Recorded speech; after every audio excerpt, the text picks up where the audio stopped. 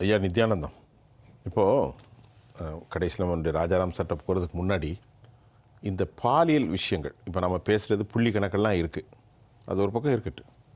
இன்றைக்கி எல்லா செக்டோரியலும் கெட்டு நாசமாக போயிட்டு அந்த அச்ச உணர்வுகள் யாருக்கும் இல்லை. எல்லாருமே சினிமாக்காரர்கள் தான் எப்படி செய்வார்கள், ஏதோ சினிமாவில் மட்டும்தான் நடக்கிற மாதிரி. ஆன்மீக தலங்களில் நடக்குது, சூப்பர் மார்க்கெட்டில் நடக்குது, அரசு ஏஜென்சிகளில் நடக்கிறது, தனியார் கம்பெனிகளில் நடக்கிறது. நல்லா கவனிங்க, பெண் பிள்ளைகள் பொது போக்குவரத்தில் போகலை, காலை வச்சு அடிக்கிறான், இடிமன்னர்கள்னு சொல்கிறான். அந்த பிள்ளைகள்லாம் மானத்தை காப்பாற்றுறதுக்கு குடும்பத்தை ஓட்டுறது கொஞ்சம் போல் டப்பாவில் சாப்பாடு எடுத்துகிட்டு போயிட்டு படுற கஷ்டம். நாங்களாம் நேரடியாகவே பேசியிருக்கோம். சில பிள்ளைகள் என்ன சார் சொல்கிறது, இதே ரூட்டில் தொடர்ந்து வராங்க. இந்த மாதிரி அரசு எதுவுமே நடக்கலை. ஒரு ஆட்சியினுடைய அளவுகள் என்ன? ஏன் என்ற கேள்வி நேயர்களுக்கு ஐஜேகே சார்பாக என்னுடைய பணிவான வணக்கத்தினை தெரிவித்துக் கொள்கின்றேன். ஐஜேகேயினுடைய நிறுவனர் பாரிவேந்தர் அவர்கள் இதை பற்றி தினந்தோறும் பேசிக் கொண்டிருக்கிறார். இப்படி நடக்கிறது இந்த நாடு என்று சொல்லி.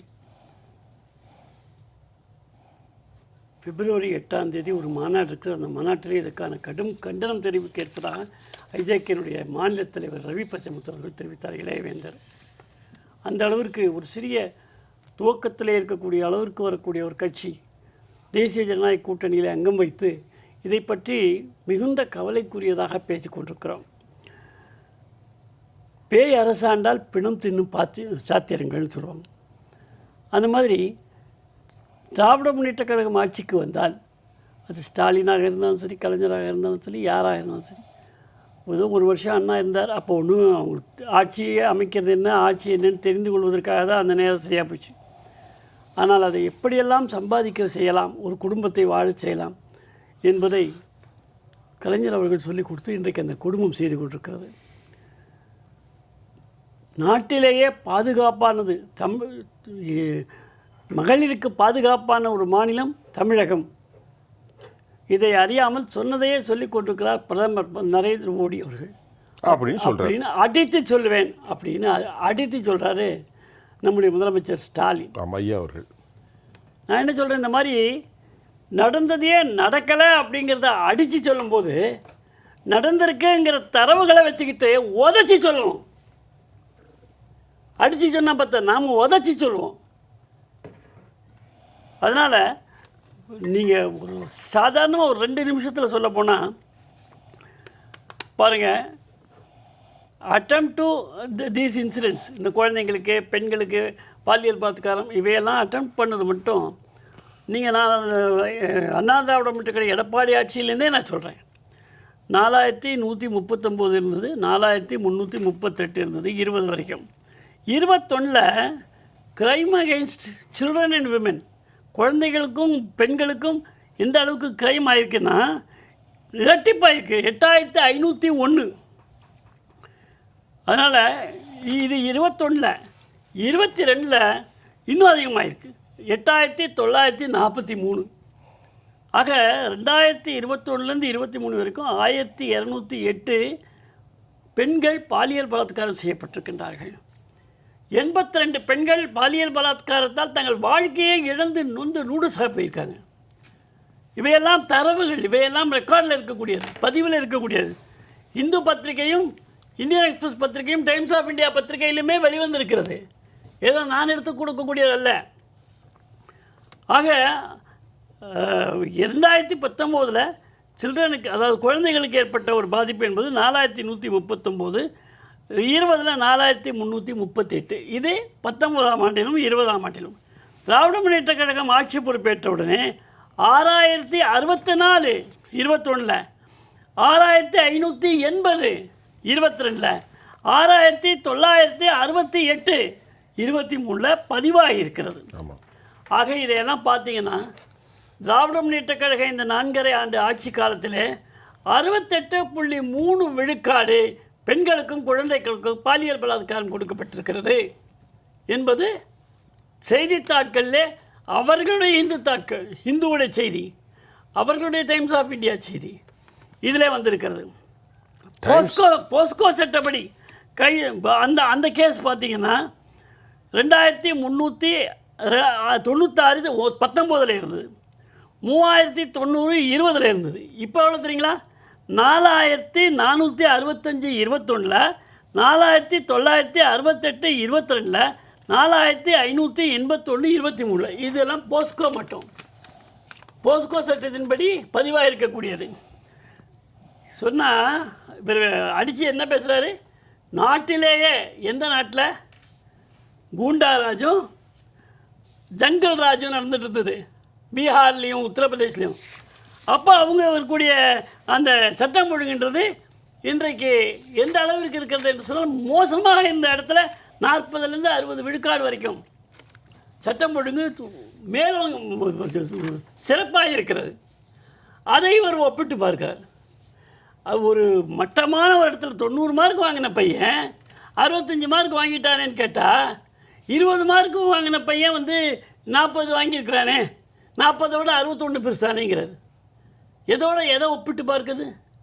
வளர்ந்த ஒரு தமிழ்நாடாக இருந்தது, அச்சப்பட்ட ஒரு தமிழ்நாடு, குடும்ப வாழ்க்கைக்கு மதிப்பு கொடுத்த தமிழ்நாடு, பெண்களுக்கு மரியாதை செலுத்திய தமிழ்நாடு, இவற்றையெல்லாம் முழுவதுமாக கொச்சைப்படுத்தி இந்த திராவிட முன்னேற்றக் கழகம் ஆட்சி வந்த உடனேயே இந்த அளவிற்கு பாலியல் பலாத்காரம், போஸ்கோ சட்டங்களும், குழந்தைகளை இந்த மாதிரி கொள்வதும் இவைகள்லாம் ஏன் நடக்கிறது?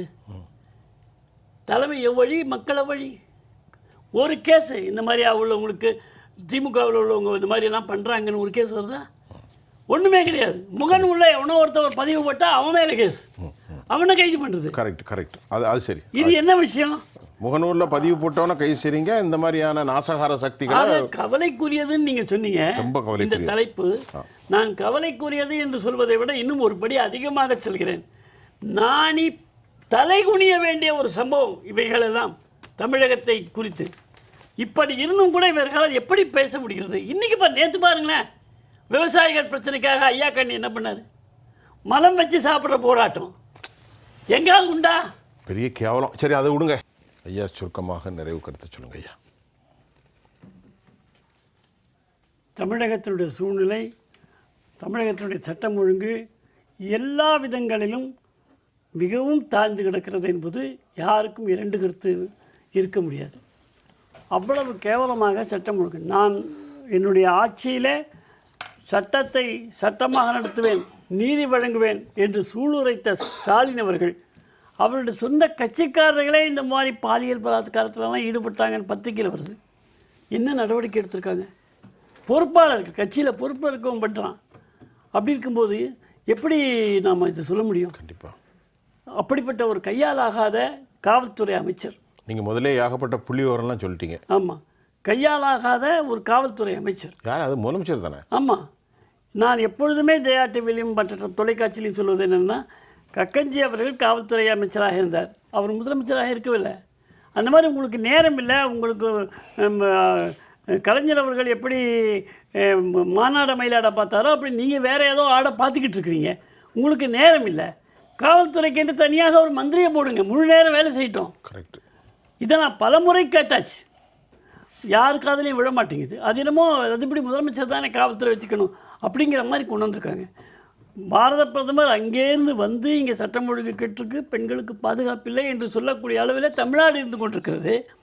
அதை கேட்டு நான் சரி செய்வேன் என்று சொல்லி ஒப்புக்கொண்டு அதற்கான நடவடிக்கைகளை எடுப்பேன் என்று சொல்ல வேண்டிய இடத்துல இருக்கக்கூடிய ஸ்டாலின் அவர்கள் அடித்து சொல்வேன், எங்களுடைய மாநிலத்தில் தான் பெண்களுக்கு பாதுகாப்பு இருக்குது. பொய் சொல்கிறாருன்னு சொல்கிறாரு. பிரதமரை குற்றச்சாட்டுறாரு. முழுக்கம் பிரதமர் பொய் சொல்கிறார். பொய்யிலே பிறந்து பொய்யிலே வளர்ந்து பிரதமர் பொய் சொல்கிறார் என்றால் இல்லை, பிரதமர் பொய் சொல்கிறான்னு வச்சுக்கிடுவோமே ஒரு பேச்சுக்கு.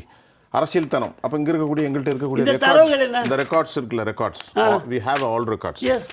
இது இல்லைன்னு மறுத்து கொடுக்கட்டும், அறிக்கை கொடுக்கட்டும். How can deny? ஜெயா டிவியில் தவறான செய்திகள் சொன்னாங்க அப்படி சொல்லட்டும். எப்படி மறுக்க முடியும்? முடியாதுல்ல. அதனால் திராவிட முன்னேற்றக் கழக ஆட்சி கடைசி நேரத்தில் பணத்தை கொடுத்து மக்களை வாங்க முடியும் அப்படிங்கிற அபரிதமான நம்பிக்கையில் இருக்கிறாங்க. அப்படியும் ஒரு பகுதியில் திராவிட முன்னேற்றக் கழகத்துக்கு அந்த கட்சிக்கு ஆதரவில்லை என்று சொன்னால் பழைய மாதிரி கூண்டாயுசத்தை கட்டவிழ்த்து விடுவதற்கும் தயாராகி கொண்டிருக்கிறார்கள். எனவே உதைப்பதற்கும் தயார், காசு கொடுத்து ஓட்டு வாங்குவதற்கும் தயார். என்ன மாதிரி வேலை செஞ்சாலும் 7வது முறையாக திமுக ஆட்சிக்கு வர வேண்டும் என்று சொல்வார்கள். இந்த திமுக ஆட்சி 7வது முறையில் இனி 7வது முறையாக அதை ஆக்க வேண்டும். அப்படின்னு நான் மக்களை கேட்டுக்கொள்கிறேன். ஏமாந்து விடாதீர்கள். ராஜாராம். நீங்கள் ஏமாறும் போது ஏமாற்றுவர்கள் சுருக்கமாக. வருவார்கள்.